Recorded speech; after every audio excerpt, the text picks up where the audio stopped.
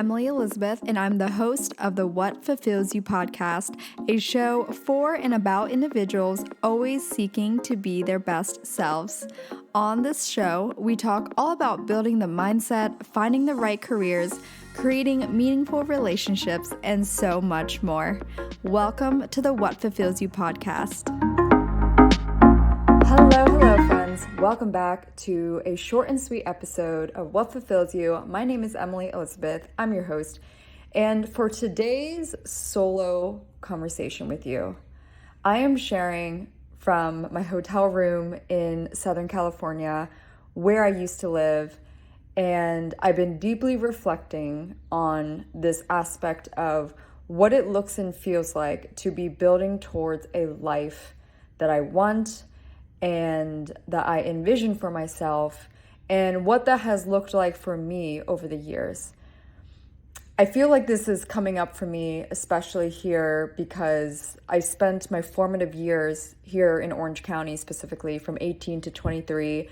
For those of you who don't know, I went to college here in Orange County, California. I went to UC Irvine, and then I transferred to Chapman University and graduated there. And your formative years are very impactful, right? Like everything you experience, especially from 18 to 25, I would say, is just very, very foundational as your childhood is. But, you know, that early adult life, I know is very pivotal. And I think that's what got me thinking about how my life has evolved since living here, because those years were the years that I put in effort to start building towards my dream life. I remember at one point I was spending a good amount of time with someone that was already a full-time creative, and she actually did YouTube for a living and did other things in the social media world very much before influencers were even called influencers. She was just simply a creator on the internet that started from her YouTube life and what she shared on YouTube. And I remember being surrounded by her and those in that realm and thinking, that is the direction I want to go in. I knew that I wanted to be able to also have that in my life to some degree. I wanted to be able to create, bring something valuable to an audience, and to be able to eventually make some sort of income from it. That was what I had in mind when I was 22. And so during my college years, I added brick by brick that foundation of where my life is now. And I would say some of the key important things that I did in my early 20s was, number one, being self-sufficient on my own, financially and mentally and physically. And that stemmed from kind of hitting rock bottom at the age of 20 and realizing that no one is going to come and help me or save me, that I need to be able to do it on my own, not because I don't want help from other people, but because that is ultimately the healthiest thing I can do for myself. That is the most self-loving thing I can do for Emily.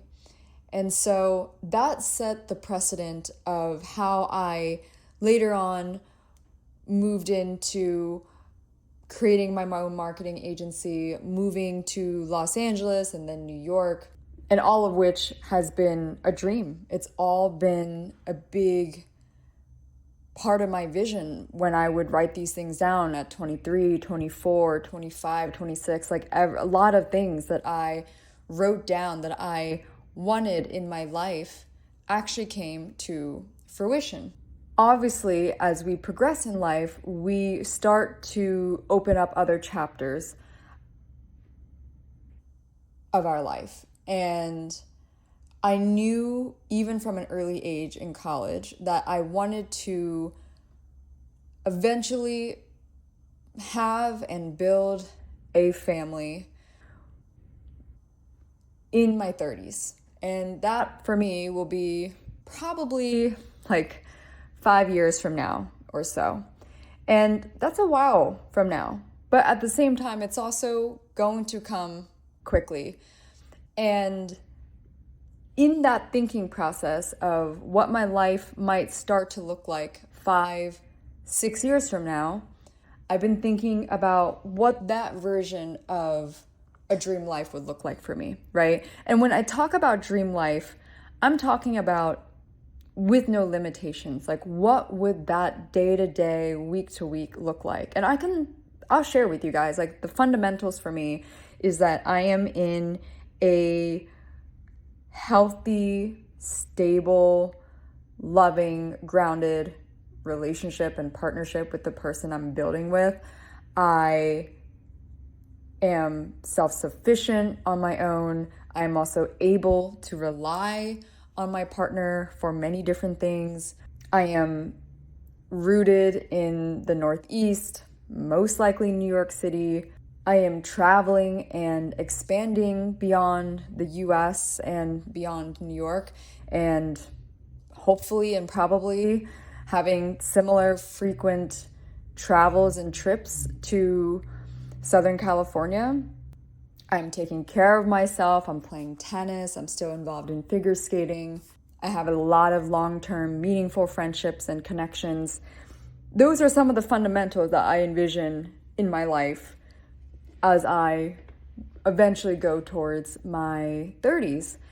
And something I noticed that really helped me kind of envision that, because for me, when I was in college, it's very easy to start to envision what I want my life to look like and feel like in my 20s. And part of it was because I had several examples around me of people living and doing exactly that. And now that, 5, 6 years have gone by since college, now I'm seeing different stages of life, right? And as most of us know, life is so personal in the sense that it only has to make sense to you. And what's most important is that you are happy with that outcome. Like, if your parents don't like it, if your friends don't like it, whatever, it doesn't matter. It only has to make sense to you. And this is something that over the years, it somehow got to my head a little bit about how you should or shouldn't do life. And I'll give you a basic example. I might have seen people talk about, this is what men should do and what women should do, and this is how this should happen, and this is how the best age to have children should happen, and blah, blah, blah, right? And there's so much of that noise that is so easy to get into our head. And that has happened to me as well. And so as I've been backtracking to really stay rooted in, what do I want? What does Emily want? What makes sense to her? The thing that I love the most is that my answer hasn't quite changed since I was in college, meaning that since I was in college, I knew I wanted to build closer to my mid-30s when it comes to a family. So let's say starting around 34. I knew that since college. And that means it's probably just deeply ingrained in me that that's just kind of how I envision my own life. And I also envisioned it with a balanced partner, with a balanced family dynamic, with a lot of fulfillment, a lot of joy, a lot of curiosity. And I think along the way, when I started to hear opinions from other people, let's say one easy example is, oh, you should be doing that sooner. Or, oh, you should be not focused on XYZ as much once you start to do that, right? And I'm not taking away from other people's opinion of how they believe life should be done and what's most ideal for, whoever, right? Everyone does have different ways of going about this thing we call life. And especially when it comes to creating a family and marriage and all of that. But what is very helpful is if you have people in your orbit that are living in a very similar, if not exact way to the way that you want to eventually live. I say this because if at any point you've ever noticed for yourself that you started to second guess or question what you want for your own life and what feels and makes the most sense to you, because I've been there as well, what often helps is having these exact examples of people that are already doing the thing that you say you want. So for example, I want to start to build towards that chapter of having a family in my 30s. I want to also still be engaged in some sort of project and work and stimulation outside of solely being a mom. And that is, to reiterate, it has nothing to do with anything that I'm against about quote unquote just being a mom, because that's already an extremely profound job. But at the same time, I realized that I don't have to be sorry for wanting something different than maybe what society says, or maybe what another person says that has different views, right? And without the examples of the women I'm thinking of right now that are living life in a very similar way to the way I want to live when I'm close to their age, in their 30s, I don't know if I would feel as confident. And I can say, like, one person is a longtime friend of mine. She's been, one of my close friends for 10 years, and she's a few years older. And she embodies that exact balance that I want to eventually have in my future life and my future partnership and my future, just like chapter of life, right? And then there's, of course, people that I don't know as personally, or maybe I'm not as close with, but they're still living this way. I actually had a guest on my podcast. Her name is Julianne Fraser, and she's someone that I would say embodies very closely to the lifestyle I think that I see myself having, which is, long-term partnership, very growth-oriented, growth-minded. She has her own company, but she also is very diligent with how she protects her time and the way she allocates time to her 2 kids. And I think she does it so brilliantly, and she deserves so much credit because, it's no easy feat. But even through the conversation I had with her on this podcast, and if you're interested, I will link her episode in the show notes. So go ahead to the show notes and you'll see the Julianne Fraser episode linked. But even in conversing with her, I could tell that, number one, it takes mutual effort, especially if you're doing this with a partner. And number two, life is not black and white, right? If one person can't or is not willing to, quote unquote, have it all, meaning have both a passionate, fulfilling career or hobby of some sort that brings them an income, and be a mother and be a wife and a partner, just because maybe one person doesn't have that and their limiting belief is that that's impossible or that it doesn't make sense, it doesn't mean that you have to subscribe to that belief. And that is also vice versa. So I will say, kind of to contradict myself, if you don't want to have that same balance, like if you're not like me and you don't want to also maintain and have some sort of career that lights you up while also being a future mother and a future wife and a partner, you don't have to, right? Like, you can absolutely go whichever route. I mean, actually, for some people, I know they really don't want children and they really want to just have their own life and the career and whatever. And that's amazing, right? I personally want a little bit more balance. Like, I want to kind of have the best of everything in life. And my philosophy is kind of like, I don't need to be a 10 out of 10 in one area of life. I would rather be a 7 or 8 out of 10 in 3 to 4 areas of life, right? And that's not for everyone. There's always 2 extremes. The other extreme would be, again, maybe not having a career and primarily being, a stay-at-home mother and making that your focus and fulfillment and dream. And that's okay too,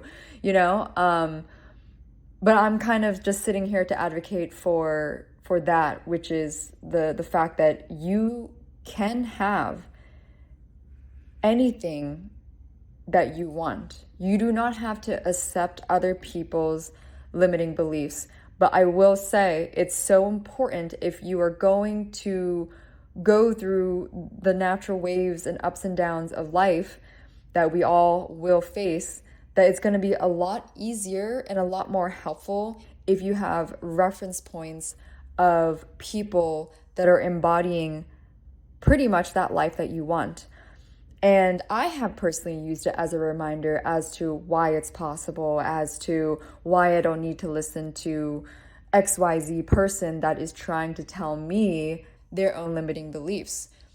That being said, I have a lot of compassion for people with different limiting beliefs, right? Because a lot of times it comes from what we know and what we've experienced. I was very fortunate to grow up with both of my parents that were both equally involved in my music, my sports, my homework, like all different things in my life. And I saw my mom like have her own business and make her own money, and also very much prepare like dinner all the time and pack lunch for like myself and my brother and my dad. Like, you know, I saw her kind of take on what I would say in reflection now, like this big teamwork role. Like I'll pick up where I can, and the same thing with my dad. It was very much like I will pick up where I can. Like I will contribute to the team where I can. And it might not always be like the same thing, but it was just simply, let's do this as a team and let's not make this too structured than it needs to be. And so that's probably why I have the beliefs that I have. It's probably why that I want to have a little bit of everything. And also probably because I know the stories of women in particular where it wasn't always in their best benefit to not have their own source of income and their own source of joy as an individual, you know? Like as I think ahead to what, you know, 5 years from now, 6 years from now, what like that chapter of life would start to look like, you know, becoming a mom, hopefully, and being a loving and like grounded wife and partner. There is no one size fits all. There isn't only one way to do it.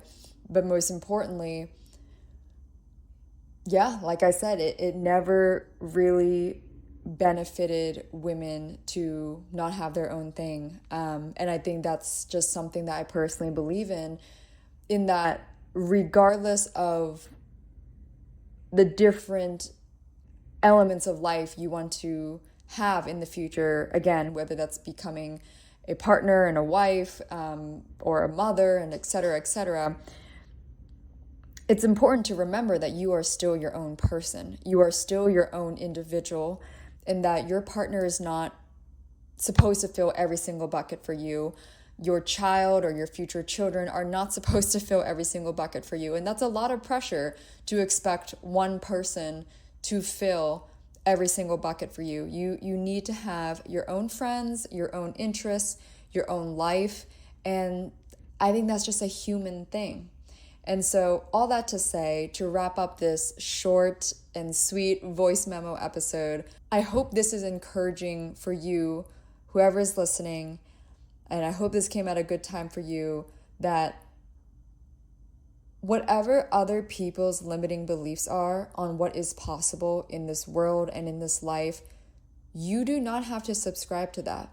And also remember that there is never a one size fits all. There is never oh, this is how most people should do it, right? Because if that was the case, life wouldn't be as colorful and as dynamic as it is if everyone lived the same way.